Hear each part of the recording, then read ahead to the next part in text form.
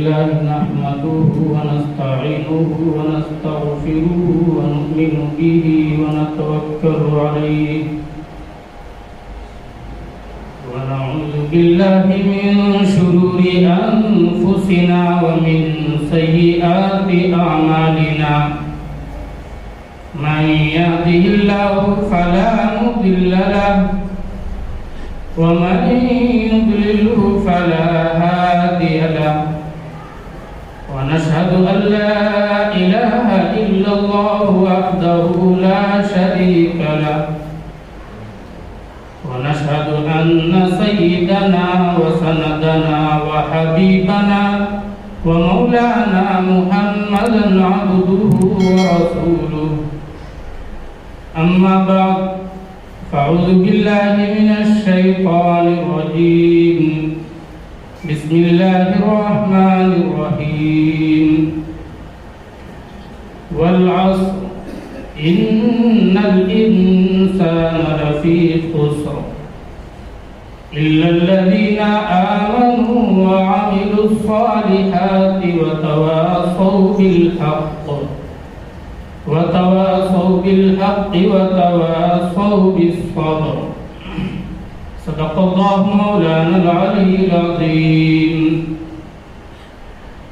قال النبي صلى الله عليه وسلم المسلم أخو المسلم لا يظلم ولا يسلمه صدق رسول الله صلی اللہ علیہ وسلم. محترم بزرگوں اور دوستوں، امت مسلمہ کے غیور فرزندوں، اللہ تبارک و تعالیٰ کا بہت بڑا احسان و کرم ہے کہ اس نے ہم سب کو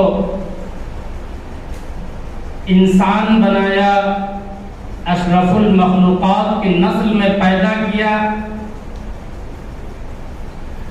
مزید احسان یہ ہے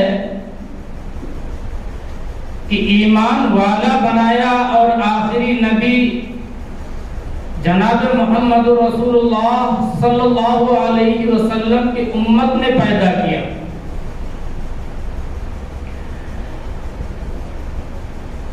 کتنا کرم ہے، کتنا احسان ہے، اگر ہم اس کو شمار کرنا چاہیں تو شمار نہیں کر سکتے. ایک ایسی کتاب عطا فرمائی جو تمام کتابوں سے افضل، تمام کتابوں کا سردار، نبی دیا تو تمام نبیوں سے افضل. ایک ایسا دن عطا فرمایا جو تمام دنوں کا سردار، جمعہ کا دن. ایک ایسا مہینہ عطا فرمایا جو تمام مہینوں کا سے افضل، رمضان المبارک کا مہینہ. ایک ایسی رات عطا فرمائی جو تمام راتوں میں سب سے افضل، بلکہ 1000 راتوں سے بھی بہتر ہے، شب قدر. اگر ہم اللہ کی نعمتوں کو، احسانات کو شمار کرنا چاہیں تو شمار نہیں کر سکتے. خود اللہ نے ارشاد فرمایا وَإِن تَعُدُّوا نِعْمَةَ اللَّهِ لَا تُحْصُوهَا. اگر تم اللہ کی نعمتوں کو شمار کرنا چاہتے ہو، زمین کے اوپر جتنے درخت ہیں سب کو قلم بنا لو، اور سمندر کے جتنے پانی ہیں سب کی سیاہی بنا لو اور لکھنے پر آ جاؤ. یاد رکھو یہ قلم گھس جائیں گے، یہ درخت لکھتے لکھتے گھس جائیں گے، ختم ہو جائیں گے، یہ پانی کی سیاہی سوکھ جائے گی، لیکن اللہ کی نعمتوں کو شمار نہیں کر سکتے. نبی پاک صلی اللہ علیہ وسلم نے قرآن کریم کی جب یہ سورت صحابہ کرام کو کے سامنے فرمائی تو حضرت عمر رضی اللہ عنہ کہنے لگے کہ خدا کی قسم، انسان کو زندگی گزارنے کے لیے اگر پورا قرآن نازل نہیں ہوتا، صرف سورہ عصر نازل ہو جاتی تب بھی زندگی گزارنے کے لیے کافی تھا. گناہوں سے بچنے کے لیے اس میں بتلایا گیا، ایمان لانے کے لیے بتلایا گیا، نفع اور نقصان کے بارے میں بتلایا گیا، ساری چیزوں کا انسان کے زندگی کا نچوڑ سورہ عصر میں بتلا دیا۔ پتہ چلا کہ جیسے ہم اور آپ جب کسی بات کی اہمیت کو دوسرے کے سامنے منوانے کے لیے، کسی اہم بات کی اہمیت کو جب دوسرے کے سامنے پیش کرتے ہیں، تو ہم اور آپ جس طریقے سے قسم کھاتے ہیں تاکہ لوگوں کو اس بات کا علم ہو جائے کہ یہ بات کتنی اہم رکھتی ہے، کتنی اہمیت کا حامل ہے، اسی طریقے سے جب اللہ نے کوئی بات نبی صلی اللہ علیہ وسلم کے ذریعے اہمیت اور خاص بات جب بھیجنی تھی تو اللہ کبھی قسم کھا رہا ہے پھل کی، کبھی درخت کی قسم کھا رہا ہے، کبھی رات کی قسم کھا رہا ہے، کبھی دن کی قسم کھا رہا ہے، کبھی سورج کی قسم کھا رہا ہے، کبھی چاند کی قسم کھا رہا ہے، کبھی زمانے کی قسم کھا رہا ہے۔ اللہ قسم کھا کے کہہ رہا ہے والعصر، قسم ہے زمانے کی، ان الانسان لفی خسر، تمام کے تمام انسان خسارے اور گھاٹے میں ہیں۔ جب اللہ نے انسان کو اشرف المخلوقات بنایا اور پھر خود اللہ قسم کھا کے کہہ رہا ہے کہ تمام کے تمام انسان خسارے اور گھاٹے میں ہیں، جب اللہ قسم کھانے پر آ جائے تو سمجھ لو کوئی بہت اہم بات ہے۔ والعصر ان الانسان لفی خسر، قسم ہے زمانے کی، تمام انسان خسارے اور گھاٹے میں ہیں۔ لیکن پھر جس طریقے سے ہم نے اگر اور مگر والی بات جو سیکھی یہ قرآن کریم سے سیکھی ہے۔ جیسے اللہ کہہ رہا ہے اِلَّا الَّذِينَ آمَنُوا، مگر وہ لوگ جو ایمان لائے، صرف آمنو پر اکتفا نہیں کیا۔ جیسے جب ہم لوگ کوئی بات کہتے ہیں کہ یہ بات ایسی تھی مگر ایسی ہے، یہ بات ایسی ہے لیکن اس طریقے پر ہے، ایسے ہی یہ چیزیں ہم نے کہاں سے سیکھی؟ قرآن کریم سے۔ چاہے کوئی حافظ عالم ہو یا کوئی جاہل ہو، اسی کے نچوڑ سے ہم نے سیکھا ہے۔ اللہ کہہ رہا ہے اِلَّا الَّذِينَ آمَنُوا، ایمان لانا پتہ چلا کافی نہیں ہے، وَعَمِلُوا الصَّالِحَاتِ، مگر وہ لوگ جو ایمان لائے اور نیک عمل کرتے ہیں۔ حضرت عمر رضی اللہ تعالیٰ عنہ کہتے ہیں کہ انسان کے زندگی گزارنے کے لیے جب اللہ نے گھاٹے کے بارے میں بتلا دیا، خسارے کے بارے میں بتلا دیا اور پھر ایمان کی تخصیص کر دی، نیک اعمال کی تخصیص کر دی، پتہ چلا کہ اس صورت میں انسان کے زندگی گزارنے کا پورا نچوڑ سامنے رکھ دیا۔ وَعَمِلُوا الصَّالِحَاتِ، مگر وہ لوگ جو ایمان لائے اور نیک عمل کرتے ہیں، وَتَوَاصَوْا بِالْحَقِّ، اور حق بات کی تلقین بھی کہتے رہتے ہیں، چاہے حق بات بھی کہتے رہتے ہیں، چاہے باپ سامنے مقابل میں ہو، بھائی مقابل میں ہو، کوئی اپنا رشتہ دار مقابل میں ہو، اگر مخالف اپنے بھائی کا دشمن، اپنے باپ کا دشمن حق پر ہے، اپنا باپ اپنا بھائی غلط پر ہے، تو حق بات کہنے سے ڈرتے نہیں، ہچکچاتے نہیں، مگر وہ لوگ جو ایمان لائے اور نیک عمل کرتے ہیں اور حق بات کہتے ہیں۔ بعض لوگوں کا حال یہ ہوتا ہے کہ اگر اپنا کوئی ہے، اگر اس کے مقابل میں حق بات کہنی ہے تب تو کہیں گے میں تو حق بات کہوں گا، لیکن اگر اپنا مخالف کوئی ہے، اگر اس کے متعلق حق بات کہنی ہوگی تو یا تو بولیں گے نہیں یا پیچھے ہٹ جائیں گے، یا تو بولیں گے نہیں یا پیچھے ہٹ جائیں گے۔ پتہ چلا کہ خسارے سے چاہے تھوڑی ہی دیر کے لیے، تھوڑے ہی وقت کے لیے وہ خسارے سے محفوظ نہیں رہے، گھاٹے سے محفوظ نہیں رہے۔ وَتَوَاصَوْا بِالصَّبْرِ، اور اگر کوئی دکھ، کوئی تکلیف، کسی کے طرف سے کوئی ظلم، کوئی تشدد ہوتا ہے تو اس پر صبر بھی کرتے ہیں۔ اللہ نے ساری بتلائے باتیں قرآن کریم کی صورت میں زندگی گزارنے کا پورا طریقہ بتلا دیا۔ حضرت عمر رضی اللہ تعالیٰ عنہ کہتے ہیں کہ انہی چیزوں میں اِلَّا الَّذِينَ آمَنُوا وَعَمِلُوا الصَّالِحَاتِ کے درجے میں کہ معاملے میں نماز بھی آ گیا، عبادتیں بھی آ گئی، روزے بھی آ گئے، حج بھی آ گئے، زکوٰۃ بھی آ گئے، صدقات بھی آ گئے، ساری چیزیں وَعَمِلُوا الصَّالِحَاتِ میں آ گئی۔ کیوں؟ جب تک انسان ایمان نہیں لاتا، خدا کو ایک نہیں مانتا، نبی صلی اللہ علیہ وسلم کو اللہ کا رسول نہیں مانتا، جب تک وہ مومن نہیں ہوتا اس وقت تک وہ خسارے میں تھا، گھاٹے کا سودا کیے ہوئے تھا۔ لیکن جب وہ اللہ کو اپنا رب، اپنا پالنے والا، اپنا مشکل کشا، اپنا حاجت روا بنا لیا اور جناب محمد رسول اللہ صلی اللہ علیہ وسلم کو اپنا آخری نبی تسلیم کر لیا، قرآن کریم کو اپنی آخری کتاب تسلیم کر لیا، تو پھر وہ ایمان میں داخل ہو گیا۔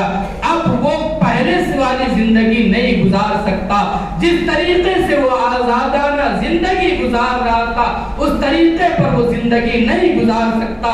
کیوں؟ وہ ایمان میں داخل ہو گیا۔ یا ایھا الذین آمنوا ادخلوا فی السلم کافہ، اے ایمان والو، قرآن کریم میں اللہ تعالی نے فرمایا اے ایمان والو پورے اسلام میں داخل ہو جاؤ۔ جس طریقے سے تم نماز کی حالت میں اللہ کے سامنے کھڑے ہوتے ہو، حالت نماز میں تمہارا دھیان، تمہارا دماغ، تمہاری نظر، تمہاری سوچ کسی دوسری طرف نہیں ہوتی، تمہارے دل و دماغ میں کوئی گناہ کے خیالات نہیں آتے۔ اسی طریقے سے اپنی بقیہ زندگی بھی ایسے طریقے پر گزارو کہ جیسے تمہیں اللہ دیکھ رہا ہے۔ اگر کوئی قدم بڑھاؤ تو یہ دل میں خیال کر لو کہ ہمارا خدا ہمیں دیکھ رہا ہے، ہم گناہ کریں گے تو خدا ہمیں دیکھے گا، ہمیں پکڑ کرنے والا کوئی ہمیں دیکھ رہا ہے، ہماری گرفت کرنے والا کوئی دیکھ رہا ہے، ہم پر نگہبان کوئی موجود ہے، ہم پر نگراں کوئی حاضر ہے جو ہماری نگرانی کر رہا ہے۔ جس طریقے سے ہم نماز میں ہوتے ہیں اور رکوع کو رکوع کے طریقے پر کرتے ہیں، کوئی شخص نہیں ہوتا کہ جو 2 سجدے کی جگہ پر 1 سجدہ کر لے۔ کیوں؟ اس کے دل میں یہ خیال ہوتا ہے کہ ہم 1 سجدہ کریں گے، کوئی دیکھے نہ دیکھے، خدا دیکھ رہا ہے، خدا ہماری نماز کو قبول نہیں کرے گا۔ اسی طریقے سے جب ہم اپنی بقیہ زندگی اللہ کو حاضر و ناظر سمجھ کر، اللہ کو مددگار سمجھ کر، اللہ کو مشکل کشا سمجھ کر، اللہ کو حاجت روا سمجھ کر اپنی بقیہ زندگی گزاریں گے تو یاد رکھو، امید ہے اللہ کی ذات سے کہ انشاءاللہ ہمیں اس زندگی گزارنے پر بھی ثواب ملے گا اور ہماری وہ زندگی بھی وَعَمِلُوا الصَّالِحَاتِ میں داخل ہو جائے گی۔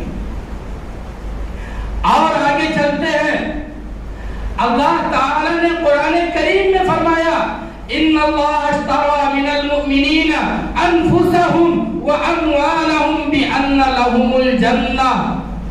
اللہ تعالی نے تمام انسان کو نہیں کہا، مومنین کے نفس کو، جان کو اللہ نے خرید لیا۔ کس چیز کے بدلے میں؟ بِأَنَّ لَهُمُ الْجَنَّةِ، جنت کے بدلے میں اللہ نے خرید لیا ہے۔ جب اللہ نے ہمارے جان کو، ہمارے نفس کو، ہمارے سانس کو، ہمارے زندگی کے ایک ایک لمحے کو اللہ نے خرید لیا ہے، تو پھر ہمیں یہ زندگی اللہ کے بتائے ہوئے طریقے پر گزارنی ہوگی۔ جب تک جیسے ہم اور آپ دنیا میں خرید و فروخت کرتے ہیں، ہم اور آپ بازار میں جاتے ہیں، روپیے پیسے لے کر جاتے ہیں، کوئی سامان خریدتے ہیں، دکاندار کو وہ پیسہ دے دیتے ہیں، دکاندار اس پیسے کا مالک ہو جاتا ہے، اور دکاندار ہمیں وہ سامان، وہ چیز دے دیتا ہے، ہم اس چیز کے، اس سامان کے مالک ہو جاتے ہیں۔ اسی طریقے پر اللہ نے ہمارے نفس کو، ہماری جان کو خرید لیا ہے جنت کے بدلے میں، لیکن پھر بھی اللہ نے ہمیں زندگی گزارنے کے لیے ہمارے نفس کو، ہمارے جان کو ایک امانت کے طور پر دے رکھی ہے۔ اگر ہم اللہ کی مرضی کے مطابق اپنی زندگی نہیں گزاریں گے تو یاد رکھو اللہ کی دی ہوئی امانت میں خیانت کر رہے ہیں۔ جس طریقے پر ہم کوئی چیز خریدتے اور پھر تھوڑی دیر کے لیے کہیں چلے جائیں اور دکاندار کے پاس وہ چیز رکھ دے کہ بھائی یہ چیز میں آپ کے ساتھ پاس رکھ کے جا رہا ہوں، آپ اس کے محافظ ہیں، آپ اس کے نگہبان ہیں، آپ کو اس کے ذمے اس کی حفاظت لازم ہے، تو کیا وہ دکاندار اس چیز کو پھینک دیتا ہے؟ بتائیے، نہیں پھینکتا، اس کو حفاظت سے رکھ دیتا ہے، کبھی اس کا مالک آئے گا لے کر جائے گا۔ اسی طریقے سے اللہ نے ہمیں یہ زندگی عطا کی ہے امانت کے طور پر۔ اس زندگی کو امانت داری کے ساتھ استعمال کرنا ہے، محافظ، حفاظت کرنا ہے۔ اور زندگی گزارنی کیسے ہے؟ خود اللہ نے قرآن کریم میں فرما دیا، لَقَدْ كَانَ لَكُمْ فِي رَسُولِ اللَّهِ أُسْوَةٌ حَسَنَةٌ۔ جس طریقے سے ہر امت کے لیے، ہر تمام لوگوں کے لیے زندگی گزارنے کا ایک طریقہ ہوتا ہے، اسی طریقے سے جناب محمد رسول اللہ صلی اللہ علیہ وسلم کی امت کے لیے نبی صلی اللہ علیہ وسلم کا طریقہ ہمارے سامنے ہے، نبی صلی اللہ علیہ وسلم کا آئیڈیل ہمارے سامنے ہے۔ ہمارے غیر اسلام، انگریز کی محبت، نبی صلی اللہ علیہ وسلم کی الفت ہمارے دلوں میں بیٹھ جائے تو پھر اللہ ہمارا ہو جاتا ہے، اور جس کا اللہ ہو جائے، جس کا رب ہو جائے، سمجھ لیجئے اس کا سب ہو گیا۔ دنیا کی کوئی بھی طاقت اسے روک نہیں سکتی، لیکن آج ہم کھلے عام زبان طور پر، دل سے نہیں، زبانی علی اعلان کہتے ہیں کہ ہم تو نبی سے محبت کرنے والے ہیں، لیکن اگر باطن میں دیکھا جائے تو غیروں کے طریقے ہمارے دلوں میں بسے ہوئے ہیں، ان کو ہم چھوڑنے کے لیے راضی نہیں ہیں۔ غیروں کا لباس، غیروں کا طریقہ، غیروں کا اٹھنا بیٹھنے کا طریقہ ہمارے اندر، ذرا ذرا سی بات پر لڑائی ہم کر لیتے، صبر ہم میں نہیں پائی جاتی، حق بات ہم سے نہیں کہا جاتا۔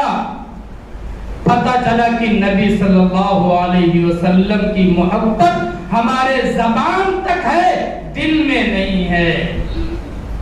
اگر نبی صلی اللہ علیہ وسلم کی محبت ہمارے دل میں ہوتی تو نبی کا چہرہ بھی ہمیں پسند رہتا، اور جو چیز ہمیں پسند ہوتی ہے ہم اس کو اپنانے کی کوشش کرتے ہیں۔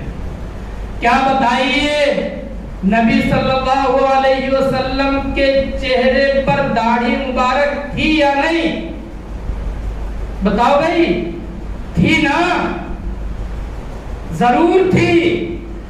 सहाबे किराम के चेहरे अनवर पर दाढ़ी थी। क्यों?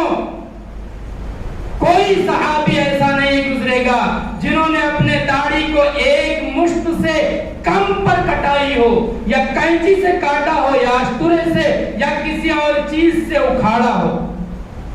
बाज लोग कहते हैं हमने अपने चेहरे पर अस्तूरा नहीं लगाया, बाज कहते हैं हमने कैंची नहीं लगाई, किसी दूसरे आले से उसको उखाड़ फेंकते हैं। एक बहुत पहले किताब का नाम नहीं, हमने किसी दूसरे से सुनी थी, अल्लाह बेहतर जाने बात सही है या गलत, किताब में नहीं पढ़ी लेकिन वाकया बतलाता हूं। नबी सल्लल्लाहु अलैहि वसल्लम के पास एक सहाबी आए, सारे सहाबा उनको देखकर हंसने लगे, नबी सल्लल्लाहु अलैहि वसल्लम भी मुस्कुराने लगे। दूसरे दिन आए, सहाबा फिर हंसने लगे, नबी सल्लल्लाहु अलैहि वसल्लम मुस्कुरा रहे हैं। तीसरे दिन आए, हिम्मत नहीं पड़ रही कि नबी सल्लल्लाहु अलैहि वसल्लम से पूछे या सहाबा से पूछे क्यों मुस्कुरा रहे हो, क्यों हंस रहे हो। तीसरे दिन भी यही मामला। चौथे दिन आए, नबी सल्लल्लाहु अलैहि वसल्लम के पास गए, सलाम किया। नबी सल्लल्लाहु अलैहि वसल्लम ने चेहरे अनवर को इधर फेर लिया, अपने दाहिनी जानिब फेर लिया, दाहिनी तरफ आकर के सलाम किया, बाएं तरफ फेर लिया। अर्ज करने लगे अल्लाह के रसूल सल्लल्लाहु अलैहि वसल्लम, कल तक तो आप मेरे चेहरे को देखकर मुस्कुरा रहे थे और सहाबा हंस रहे थे, आज क्या बात है, क्या गलती हो गई, आप मुझसे चेहरे फेर ले रहे हैं। उनके आंखों से आंसू जारी है। नबी सल्लल्लाहु अलैहि वसल्लम ने फरमाया, कल मैंने देखा था तुम्हारी दाढ़ी पर एक बाल जिस पर फरिश्ते चूम रहे हैं, झूम रहे हैं, जिसको फरिश्ते चूम रहे हैं, झूम रहे हैं, उस चूमने और झूमने को मैं देखकर मुस्कुरा रहा था। सहाबा हैरत में पड़ गए कि एक बाल की वजह से नबी सल्लल्लाहु अलैहि वसल्लम मुस्कुरा रहे हैं। सहाबा के दिल में बात थी कि नबी सल्लल्लाहु अलैहि वसल्लम सिर्फ एक बाल की वजह से मुस्कुरा रहे हैं, चेहरे पर एक बाल आई हुई थी, इसीलिए नबी सल्लल्लाहु अलैहि वसल्लम मुस्कुरा रहे हैं। सहाबा इसीलिए हंस रहे थे, इसीलिए मुस्कुरा रहे थे। लेकिन नबी सल्लल्लाहु अलैहि वसल्लम की दिल की बात सहाबा नहीं जान सके। नबी सल्लल्लाहु अलैहि वसल्लम मुस्कुरा रहे थे, फरिश्ते दाढ़ी को चूम रहे थे और झूम रहे थे। जब वो दाढ़ी उन्होंने अपने चेहरे से उखाड़ दिया या काट दिया, जो भी किया, जब दाढ़ी चेहरे पर नहीं थी, वो एक बाल भी नहीं था, नबी सल्लल्लाहु अलैहि वसल्लम जब फरिश्तों को नहीं देखे तो अपने चेहरे अनवर को फेर ले रहे हैं। बताइए नबी सल्लल्लाहु अलैहि वसल्लम को दाढ़ी से कितनी मोहब्बत थी, अपनी नहीं दूसरों की दाढ़ी से कितनी मोहब्बत थी कि नबी सल्लल्लाहु अलैहि वसल्लम जब उनके चेहरे पर दाढ़ी नहीं देखे तो चेहरे अनवर को फेर ले रहे हैं, कभी इधर फेर रहे हैं, कभी उधर फेर रहे हैं। मेरे भाइयों सुन लो, कब्र के अंदर 3 सवाल होंगे, मर रब्बुका, मा दीनुका, मन नबीयुका मुहम्मद रसूलुल्लाह सल्लल्लाहु अलैहि वसल्लम के बारे में। जब कब्र के अंदर नबी सल्लल्लाहु अलैहि वसल्लम के रोज़े अतहर से और हमारे कब्र तक सारे पर्दे हटा दिए जाएंगे और नबी सल्लल्लाहु अलैहि वसल्लम के चेहरे अनवर को हमारे सामने पेश किया जाएगा, तब हम वहां नबी सल्लल्लाहु अलैहि वसल्लम के चेहरे को देखकर जवाब देंगे। अगर उस वक्त नबी सल्लल्लाहु अलैहि वसल्लम ने हमारे चेहरे से दाढ़ी के हटे हुए को देख लिया, दाढ़ी चेहरे पर नहीं देखा और नबी सल्लल्लाहु अलैहि वसल्लम ने चेहरा फेर लिया, बताओ बात बनेगी या बिगड़ेगी? बात वही बिगड़ जाएगी। अगर हमने 2 सवाल के जवाब दे दिए, तीसरा सवाल रह गया, बात वही बिगड़ जाएगी। मेरे भाइयों आज वक्त है, अभी गनीमत समझें, वक्त को गनीमत जाने। اپنے چہرے انور پر داڑھی کو لانے کی فکر کریں۔ ایک بات اور، داڑھی بھی بہت ضدی ہے۔ انسان کے جسم میں، اعضاء میں سارے سب سے زیادہ اگر ضدی کوئی چیز ہے تو انسان کی داڑھی ہے۔ وہ داڑھی چلاتا ہے اور کہتا ہے نہیں میں وہ نہیں ہوں جس کو تو سمجھ رہا ہے، اور داڑھی کہتی ہے نہیں تو وہ نہیں ہے جس کو تو سمجھ رہا ہے، بلکہ تو ایک مرد ہے، تو ایک شیر ہے۔ سمجھ رہے ہیں؟ تو ایک مرد ہے، تو ایک شیر ہے۔ مردانگی کے ساتھ زندگی گزار، چہرے پر داڑھی رکھ کے زندگی گزار۔ ایسا نہیں ہے کہ ایک دو بار داڑھی چھلا لیے نہ ہوگے۔ کوئی بھی شخص ایک دو بار دانت اکھاڑ کر دیکھے دانت نکلتا ہے نہیں نکلتا ہے؟ دانت نہیں نکلے گا، لیکن داڑھی بہت ضدی، داڑھی نکل آئے گی 10 دن کے بعد، 12 دن کے بعد، 15 دن کے بعد دوبارہ چہرے پر داڑھی، پتہ چلا کہ یہ داڑھی بہت ضدی ہے۔ خیر، بات دوسری طرف چلی گئی۔ نبی صلی اللہ علیہ وسلم کی اہم سنتوں میں سے داڑھی ایک بہت اہم سنت ہے۔ حدیث میں ہے کہ جو شخص داڑھی کٹائے یا چھلائے گناہ کبیرہ کرتا رہتا ہے۔ گناہ، چوری کرنے کا گناہ، جب چوری کرے گا تب اس کو گناہ ملے گا۔ زنا کرنے والے کو زنا کرنے کا گناہ، جب تک وہ زنا کرے گا تب تک گناہ ملے گا۔ غیبت کرنے والے کو غیبت کا گناہ جب تک غیبت کرے گا تب تک ملے گا۔ لیکن یہ ایسا گناہ ہے، ایسا گناہ کبیرہ ہے کہ اگر ہم داڑھی چھلا لیں، آج ہم نے چھلا لیا تو صرف اس کا گناہ چھلانے کے وقت تک نہیں ہوگا میرے بھائیوں، بلکہ جب تک ہم توبہ نہ کر لیں اس وقت تک اس کا گناہ ہمیں ملتا رہے گا۔ اللہ تعالی ہم سب کو عمل کرنے کی توفیق عطا فرمائے۔